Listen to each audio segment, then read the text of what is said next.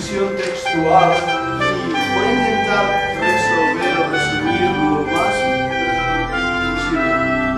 No es una clase para eruditos ni seminarios ni nada de eso, es para poder entender cuál es el problema tan grande que ha habido con la transmisión textual. Voy a intentar cubrir este material que estoy presentando en el PowerPoint y después, Dios mediante, miraremos los tesoros de la Biblia, el milagro de la Biblia, cómo ha llegado a nuestras manos. Vamos a ver lo precioso que es el libro que tenemos en nuestras manos. Pero vamos a introducir un poco desde el último día que lo dejamos hablando, cómo los escritos del Nuevo Testamento circularon de una manera libre entre los primeros creyentes. De las cartas originales que escribieron los apóstoles se hicieron copias y seguramente siguiendo los principios de los amanuenses, de los escribas judíos, que eran muy estrictos. Estudiarles realmente es apasionante. Un caso que me viene mucho a la memoria es, por ejemplo, cuando tenían que escribir las 4 letras que forman el nombre de Dios, tomaban 7 baños rituales para estar limpios, para estar puros.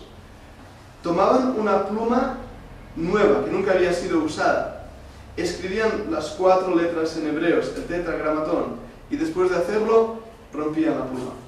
Imaginaros algunos de los salmos donde el nombre de Dios aparece como 40 veces seguidas. Eso es lo que hacían. Tenían las reglas, los renglones de los párrafos bíblicos contados. Sabéis que en el hebreo cada letra tiene un número y tiene un valor numérico. Por eso la cábala, que empezó aquí en España, es el ocultismo de los judíos, usaron toda una serie de números y de códices para hacer sus rituales con números que encontraban en la Biblia. Y después hay por ahí una corriente que habla del código secreto de la Biblia y utilizaba esta numerología. Todo esto, que mucho es realmente ficción, y no es ciencia ficción, pero es pura ficción, muchas de estas cosas nos enseñan la disciplina de los escribas. Por eso podemos saber y confiar que tenemos un texto confiable, que podemos depositar nuestra confianza en ello. Esos manuscritos, como decía, del Nuevo Testamento, se copiaron de esta manera. Y cuando se copiaron, el Señor preservó su palabra, y es lo que hemos estado viniendo y diciendo y defendiendo a lo largo de estos días. Es muy importante que entendamos también como en aquellos días ya había una corriente de herejías que enseñaban, por ejemplo, que Cristo no era Dios, el gnosticismo. Los seguidores de Arrio enseñaban lo mismo, que la sustancia de Cristo no era igual que la sustancia de Dios, era una sustancia diferente, que la naturaleza de Cristo no era una naturaleza divina. Y estas personas que siguieron las herejías arrianistas, lo que hicieron fue tomar los textos de la Biblia que defendían la divinidad del Señor Jesucristo y empezaron a retocarlos. Y así empezaron a aparecer copias y fragmentos de los manuscritos bíblicos que habían sido retocados, lo cual indicaba un verdadero problema. Ahora, vamos a ver en esta clase cómo aconteció esto. La corrupción de estos manuscritos bíblicos fueron sobre todo durante los siglos 2, 3 y 4, debido a las herejías del gnosticismo y debido a las herejías del arrianismo, hasta el concilio de Nicea en el 312, cuando Atanasio defendió la postura bíblica ortodoxa. Y así quedó sellada lo que decimos el dogma de la Iglesia, lo que la Iglesia enseña. Pero después de esos años empezaron también a haber persecuciones. El hijo de Constantino, que se llamaba Julián el Apóstata, le llamaban, empezó de nuevo a perseguir a los creyentes. Y hubo una gran dispersión de los creyentes, entre ellos de los eruditos que sabían escribir el griego y conocían los idiomas como el hebreo. Estos eruditos escaparon de la zona de Asia Menor y llevaron consigo algunos de los manuscritos de la Biblia. Esto es un detalle interesante, porque lo que quedaba entonces en el Asia Menor no fueron los eruditos ortodoxos, sino un grupo de eruditos y escribas que eran de tendencia arrianista. Por lo tanto, en la zona de Alejandría, en la zona del Sinaí, en esta zona se empezaron a hacer copias de la Biblia siguiendo las posturas del gnosticismo y las posturas también de la herejía de Arrio. Ahora, se han encontrado algunos manuscritos interesantes. Seguro habéis escuchado hablar del Evangelio de Judas. Creo que incluso National Geographic hizo un programa sobre este tema.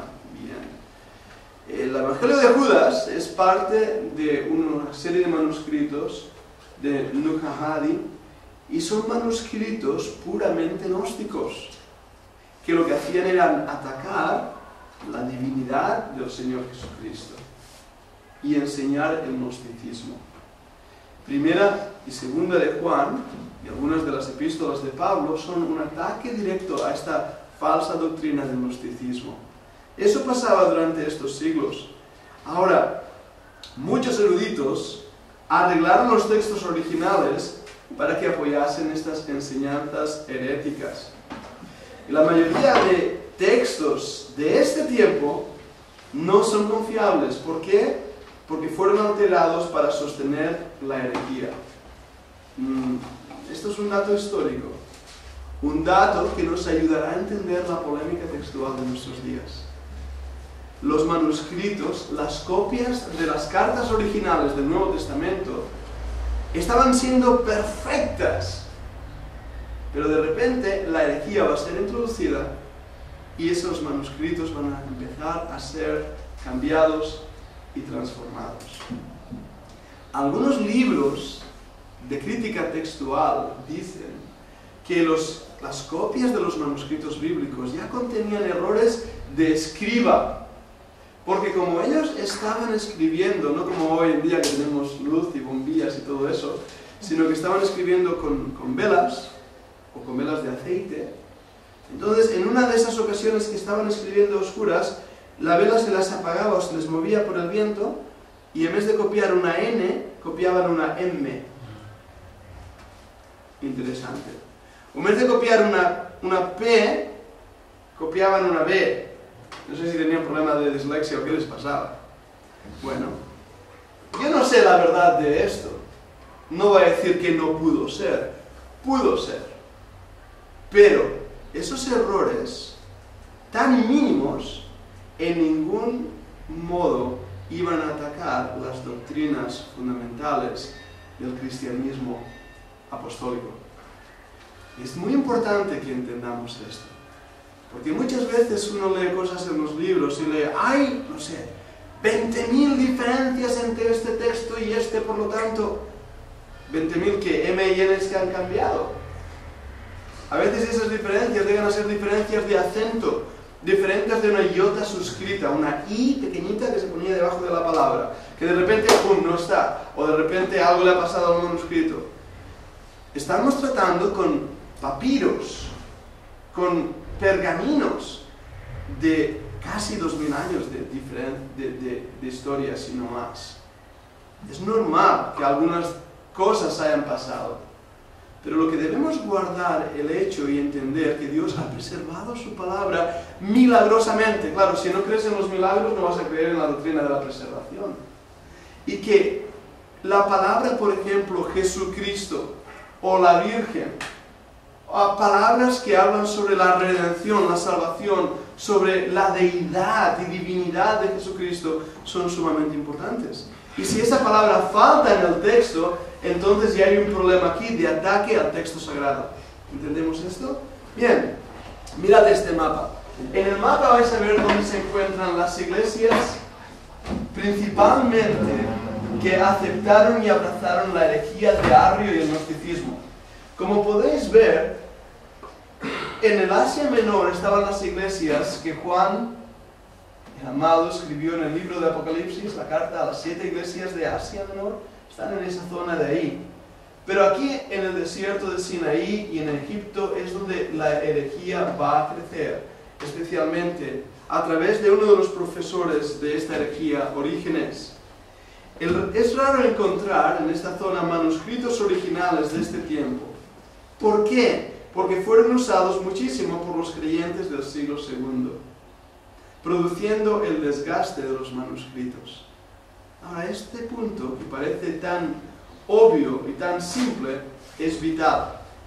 No veo vuestras Biblias, pero yo tengo hoy una Biblia que compré hace bastante tiempo. Es una Biblia que está mitad en inglés y la otra mitad en castellano. Bilingüe. Es bilingüe, es muy buena herramienta, pero apenas la he sacado de la caja, está nueva. Esta Biblia ha sido muy poco usada.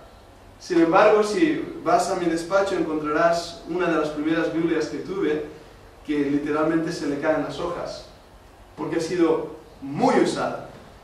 Los manuscritos bíblicos de aquel tiempo no es como nuestros días, que vas a la imprenta y hacen 1000 de impresiones.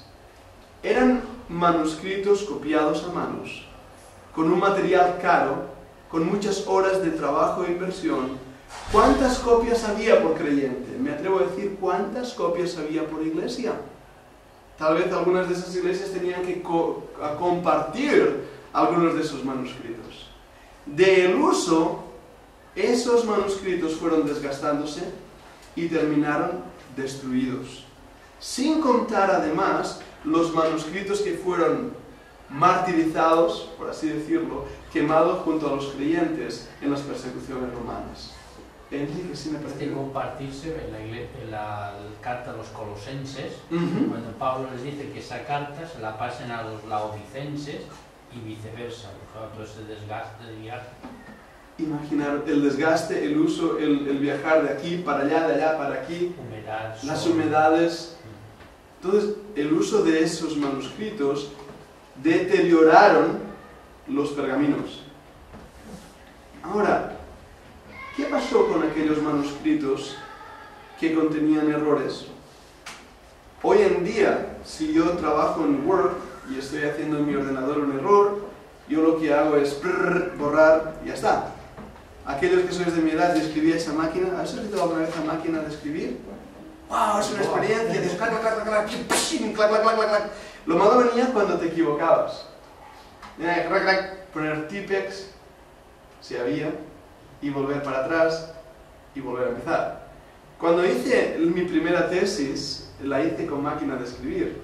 No permitían el uso de Tipex, así que equivocarte en una palabra quería decir hacer toda la hoja de nuevo. Ahora, esto, cuando nos equivocamos, sacábamos el papel enfadados, ¿verdad?, de la máquina de escribir, lo tirábamos a la basura. Pero podríamos hacer lo mismo con un manuscrito bíblico que contiene el nombre de Dios copiado cientos de veces. ¿Qué hacemos con nuestras Biblias viejas? Es una pregunta que se me ha hecho. Al fin y al cabo es papel y cartón. ¿Pero qué hacemos? ¿La tiramos a la basura cuando ya está gastada? Hasta nos duele la idea, ¿verdad?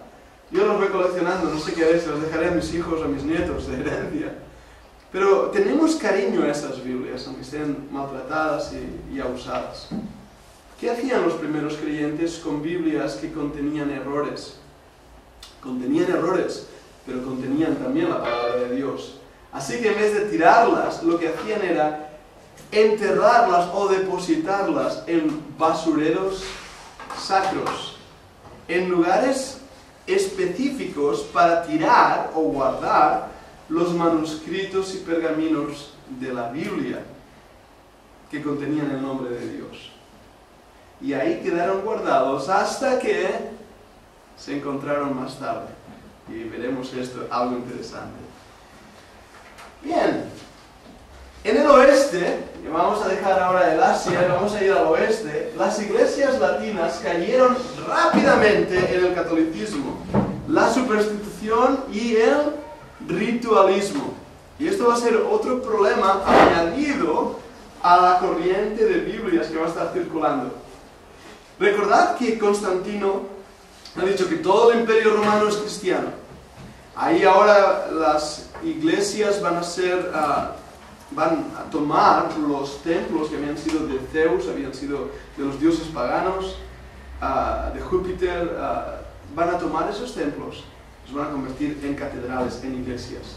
Y en el siglo IV, aproximadamente también en el 490, con León, uno para mí de los primeros papas, la Iglesia Católica, Apostólica y Romana va a quedar ya fundamentada. Constantino pondrá la semilla, pero va a ser ese primer papa que va a establecer el sistema católico, apostólico y de Roma. Y va a introducir la superstición y el ritualismo. La Biblia va a ser puesta a un lado para empezar a tener ahora la voz de la tradición, la voz del Papa que en ex cátedra, es decir, desde su silla, va ahora a hablar y a revelar la revelación de Dios con voz autoritativa. Una vez más, la palabra de Dios va a ser puesta a un lado. Y durante la Edad Media se retirarán las escrituras y la gente va a ser forzada a creer el dogma católico, lo que enseña la Iglesia Católica. ¿Os habéis dado cuenta de cuántas imágenes y esculturas o pinturas hay en las iglesias católicas? Si podéis ir al NEMAC, ahí en Barcelona, en Montjuïc, y ver la exposición de arte románico y gótico, la explicación que os van a dar es que, como la gente no sabía leer, lo que hacía era ir a la iglesia y por fotografías, por imágenes, por esculturas, el cura les explicaba los evangelios. Claro, esto va a formar en la mente de las personas ideas falsas de lo que la Biblia dice. La frase famosa de que Jonás se le tragó una ballena. Y ese dibujo ha salido por un montón de sitios, cuando en ningún sitio dice la Biblia que fuera una ballena. A lo mejor era uno de esos animales prehistóricos que habíamos visto anteriormente. Pero esto va a empeorar con la traducción de una Biblia, la Vulgata Latina. La Vulgata Latina es una traducción al latín hecha por Jerónimo, un monje católico. Fue editada por él en el año 404. Fijaros lo temprano de esta traducción. En el año 404, el hebreo ya ha sido abandonado hace años, Israel está ya bajo sumisión, y el griego, que era la lengua franca, la lengua cultural, como el inglés lo es hoy en día, o el alemán, de aquí a 4 días el chino. Entonces en aquel tiempo era lo que dirigía el griego. Pero ahora el griego, que es la lengua culta, va a ser abandonado por la lengua hablada por los soldados que invadían los demás territorios y que aumentaban el imperio de Roma.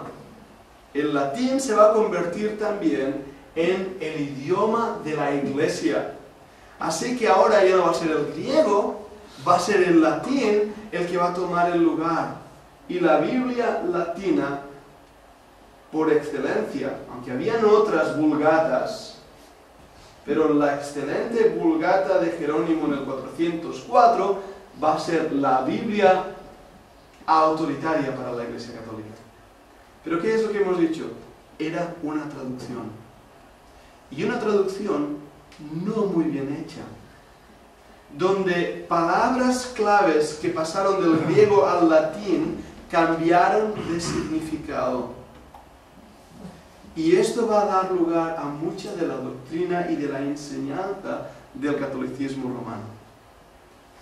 Y la doctrina que el Papa enseña, la tradición a lo largo de los años, más una falsa traducción de las Biblias, va a dar como resultado lo que la Iglesia Católica va a empezar a creer.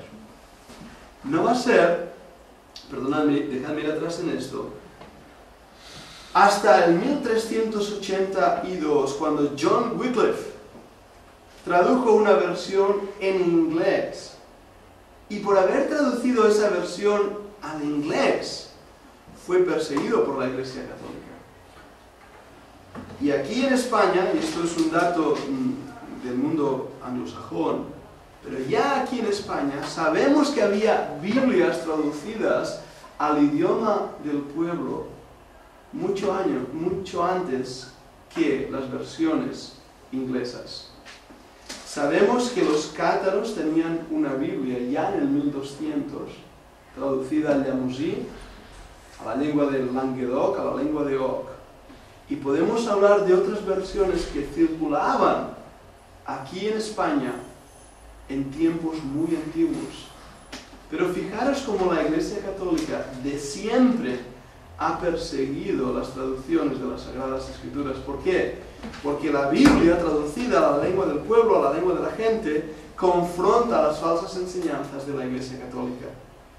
En el año 1453, Constantinopla cayó en manos de los invasores otomanos. Significaba el final del Imperio Bizantino. Ese dato es importante. El Islam va a crecer grandemente. Pero recordad el mapa que puse. ¿Dónde estaban los heréticos arrianos? En Egipto, en Sinaí, Alejandría, Asia. Pregunta, ¿dónde empezó el Islam? En esa zona, ¿verdad? En Arabia. Ahora, suponemos que yo soy arriano, que yo creo que no existe la Trinidad. Yo creo que Cristo es un hombre que no es de la misma sustancia que la sustancia divina. Y yo tengo una Biblia que ha sido transformada y cambiada. De repente viene a mí alguien con una espada en la mano diciéndome en lengua arábica: Alá es grande, Mahoma es su profeta. ¿Qué voy a hacer yo? Alá quiere decir Dios. Es un solo Dios. Alá es un solo Dios. Ah, es verdad, es lo que yo creo. Yo creo que no hay una Trinidad, hay un solo Dios. Y Mahoma es su profeta. Ah, claro, porque Jesucristo también era profeta de Dios. Así que Mahoma es otro profeta. ¿Y qué es lo que va a pasar? Que toda esa franja, esa región, va a abrazar el Islam de una forma muy natural. Porque al fin y al cabo, Mahoma estaba enseñando lo mismo que había estado enseñando a Arriano por mucho tiempo. Y Mahoma va a venir con una revelación de Dios. Por lo tanto, si Mahoma es profeta como Jesucristo y nos trae una revelación de Dios, puedo creerla, puedo abrazarla. Y de esta manera el Corán se va a volver tan autoritativo espiritualmente como eran los manuscritos que circulaban por aquel entonces. Este es un dato que nos ayuda a entender por qué toda esa región de repente va a abrazar el Islam. Y además, Islam quiere decir sumisión. Y es en aquel tiempo, y a veces también ahora, o te sometes al Islam o pierdes la vida. Y es un tiempo peligroso también el que estamos viviendo en nuestros días. Pero esto es lo que pasó hasta que los eruditos griegos empezaron a trabajar de nuevo. Y en Constantinopla su persecución les hizo forzar a ir hacia las zonas del norte, hacia Roma. Y más hacia el norte, hacia los países anglosajones. El influjo de estos eruditos, ¿qué hizo también? Cuando uno escapa, se lleva lo más valioso, ¿verdad que sí? ¿Qué es lo que llevaron los eruditos de Constantinopla? Sus manuscritos bíblicos. Se llevaron con ellos las copias de las Escrituras, los textos que por años habían sido guardados, habían sido copiados y habían sido recopiados, y que defendían la postura eclesiástica de la Iglesia, la postura, el dogma, la postura doctrinal de la Iglesia. En el año 1516, Desiderius Erasmus, para utilizar su nombre en latín, utilizó los textos bizantinos a su alcance y con ellos publicó el primer testamento impreso en griego. Ahora, este es un dato interesantísimo. Vamos a intentar recapitular. Los otomanos entran en la zona del Imperio Bizantino. Los eruditos griegos, aquellos que tienen en sus manos los manuscritos de la Biblia, escapan intentando salvar sus vidas y el tesoro de las Escrituras. Lo mismo que hicieron en el 1200 los mismos cátaros. Escaparon llevándose con ellos los manuscritos de las Escrituras. Y cuando escapan, van a la zona del norte, Italia, países anglosajones. Es por eso que cuando en el 1516 Erasmo decide hacer una recopilación de los textos en griego y hacer un Nuevo Testamento en griego, lo que va a hacer es ir a las bibliotecas que hay alrededor e intentar recopilar manuscritos en griego para ponerlos juntos y formar su Nuevo Testamento en griego. De hecho, la dificultad está en que solo encontró 6 manuscritos. Y aún esos 6 no tenían todo el Nuevo Testamento. Le faltaban algunas porciones que tradujo de incluso algunos textos latinos. Eso es verdad. Y sería falta de claridad histórica no haberlo mencionado. Sin embargo, tenemos que darnos cuenta que cuando él hace eso, lo que está haciendo es recopilar para él lo que era el texto bizantino, la familia de textos que circulaban, y él necesitaba solamente 6 de esas copias. Porque él creía que esas copias seguían el original del texto escrito por Pablo o por Pedro. No había diferencia alguna. Erasmo nos va a dar, por lo tanto, un texto que en su introducción dice: este es el texto de las Escrituras que hemos recibido. En latín, el texto recibido. Se escribe textus receptus, y los que estudiasteis latín recordaréis que la C en latín suena K, así que no decimos César, decimos Caesari, y decimos textus receptus, por esto. Ese es el texto que más tarde va a ser traducido desde el griego a los idiomas alemán, español, inglés, y es el texto que nosotros hoy defendemos y confiamos a través de la traducción en la Reina Valera. Y es un dato muy interesante que nos va a introducir al siguiente proceso. En el 1440 la imprenta fue inventada en Alemania por Johannes Gutenberg. ¿Recordáis ese evento? ¿Cuál fue el primer libro que se publicó? La Biblia. El erudito alemán Desiderius Erasmus produjo una edición del Nuevo Testamento en griego que fue impresa en el año 1516. El Nuevo Testamento griego, que recibió el nombre más tarde de Textus Receptus, le llamaremos el TR a partir de ahora, fue publicado en un solo volumen y consiguió aparecer antes que la versión oficial que el Vaticano estaba presentando del Nuevo Testamento griego aquí en España a través de la Biblia Complutense, la Políglota Complutense. La Iglesia Católica estaba intentando producir su propio texto. A la vez, la Iglesia Protestante, el grupo protestante, a través de sus eruditos, estaba también intentando producir su texto. Y fue una competencia, sí, de velocidad, sí, y Erasmo consiguió presentar su texto. He visto la Complutense, la Políglota, allí en Alcalá de Henares. Si alguna vez podéis ir a la universidad, también es una buena visita, apasionante. Pero esta es un poco la historia de cómo va a llegar hasta esta fecha, 1516, el texto en griego. El texto Receptus, el TR, fue un triunfo inmediato. Su bajo precio, ¿por qué? Porque ahora no hacía falta copiar a mano, pagar a un hombre que se pasara días copiando, no hacía falta la piel de un pergamino, sino en papel y con una máquina que iba produciendo masivamente. El texto bíblico se abarató muchísimo. Era mucho más fácil tener una Biblia. El texto griego bizantino es el conjunto del cual representa el texto recibido.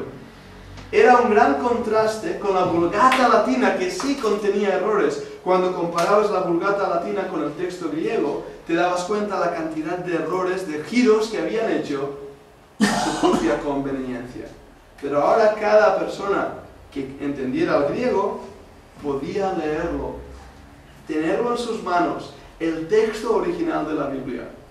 Lutero tradujo la segunda edición de Erasmo al alemán en el año 1522. O sea que Dios usó en su providencia la recopilación de textos bizantinos de Erasmo para más tarde darnos la Biblia en alemán. Pero no solamente eso. Tyndale, lo pronuncio bien ahora, Tyndale tradujo al inglés en 1526 del mismo texto, y nuestro querido Casidoro de Reina lo tradujo al español en 1569. Se realizaron otras muchas traducciones que dieron como resultado un avivamiento espiritual en toda Europa. Y creo que este es un punto tan precioso que debemos entender. Cada vez que ha habido un avivamiento espiritual, es porque la Biblia ha sido leída, predicada y compartida. Y la providencia de Dios nos ha dado de esta manera el original de la Biblia, preservada a lo largo de los años, a través de una familia de textos que llamamos la familia bizantina, del cual los 6 manuscritos que usó Erasmo de Rotterdam forman parte testimonial de esa familia de textos. Parecía fácil cómo habíamos llegado a la Biblia hasta nosotros, ¿verdad, Dani? Simplemente es agarrarla de ahí, de nuestra estantería, y ya la tenemos. Pero es que no es tan fácil. El proceso de transmisión textual es un milagro, que a menos que Dios no hubiera intervenido, habríamos perdido la palabra de Dios. Otras ediciones del texto Receptus, no solo la de Erasmo, pero Robert Estienne en 1503-1559, Teodoro Beza en el año 1519-1605, y por último los hermanos Elsevier hicieron varias publicaciones de este texto de Erasmo. Las traducciones inglesas del texto Receptus incluyen a Tyndale, 1525, a Miles Coverdale, 1539, la Grey Bible o la Biblia de Ginebra del 1560, en inglés The Bishop Bible 1568, y por último la King James, la versión del rey Jaime, una versión hecha en el 1611 y que va a convertirse en la versión oficial de la iglesia de habla inglesa hasta hace poco, recientemente, y miraremos eso en nuestra segunda clase, viendo cómo la providencia de Dios ha usado esas traducciones con un objetivo, con un plan diseñado por el Señor. Y cómo va a ser ahora, en estos últimos años, le vamos a encontrar una polémica alzada en base al texto bíblico, a través de Westcott and Hort, que preguntábamos la semana pasada, y también el texto de Nestle Alam. Voy a terminar aquí la clase, no sé si hay alguna pregunta que queráis o algo que tenga que dar aclaración. ¿Estáis conmigo? Entonces, la Biblia en castellano fue antes que la King James, ¿no? Sí, correcto. O sea, Correcto. tanto King James, Sí. pero... Y en valenciano antes. Y en valenciano antes, es verdad. Tengo una copia de esa Biblia valenciana, muy interesante, el Nuevo Testamento. Sí. Es una de las respuestas que doy. Hay un grupo, como veremos, que se llama The King James Only, o los Rockmanites, Peter Rockman, y ellos creen que la Biblia King James tiene que traducirse a todos los idiomas, porque la Biblia King James fue inspirada en su traducción. Nosotros no creemos que haya sido inspirada en su traducción, creo que fue guiada. Pero entonces ellos dicen, hay que traducirlo al español, porque los españoles no tenéis Biblia, porque hay que traducir. Y lo han hecho.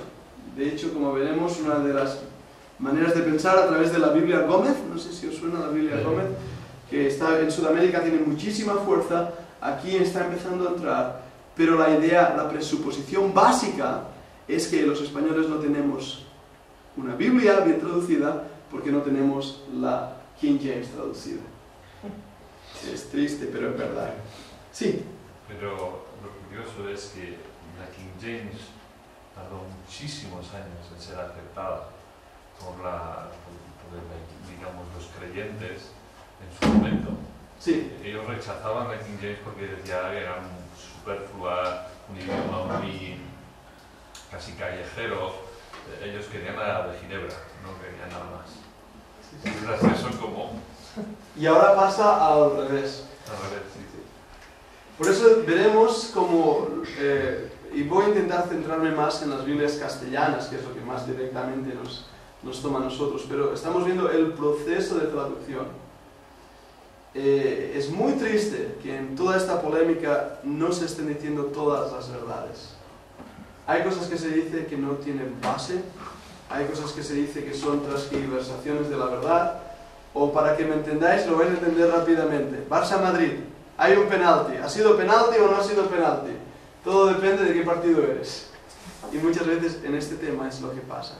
Pero espero que la presentación nos ayude. Y este tema histórico tengo que presentarlo para que de esta manera podamos entender todo el proceso. Para que después cuando hablemos de diferencias, pues lo podamos ver. ¿Puedes entenderlo? ¿Y la Biblia española que se tradujo directamente del griego o...?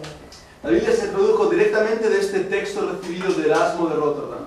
El texto recibido, TR, fue el texto que nuestro querido Casiodoro de Reina y Cipriano de Valera usaron para darnos la Biblia en castellano. Es la Biblia también, la Biblia griega que se ha usado para darnos la Biblia en catalán.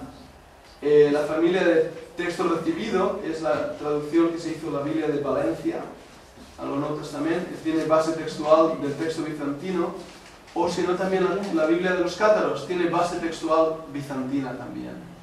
Son datos interesantes. Va a ser ahora, últimamente, como veremos en estos últimos 20-30 años, donde este conflicto ha incrementado y donde las Biblias que están saliendo al mercado han dejado a un lado el texto bizantino, el texto recibido, para usar otro texto, el texto crítico. Estaremos viendo esto. ¿Alguna pregunta más? Estaba mirando ahora en mi Biblia, es de Holman, es casi triste, pero no dice nada ni de Casiodoro de Reina, ni de Reina Valera. Yo no los he encontrado. Aquí solo Reina Valera, pero hay otras Biblias que pone el año, te pone el Reina, no, ¿cómo se llama? Casiodoro de Reina y Casiodoro de Reina este año y Cipriano Valera. Eso es, él hizo la revisión. Solo esto. Hay una tendencia, y lo veremos también, en terminar con una Biblia ecuménica. De hecho, se habla de Biblias protestantes y Biblias católicas, traducciones protestantes y traducciones católicas. Pero ahora están convergiendo y creándose una Biblia aceptable para todo el mundo. Y eso lo han hecho mediante una postura, como la Vulgata latina nunca fue aceptada por los protestantes. Los protestantes tiraron más hacia el texto recibido.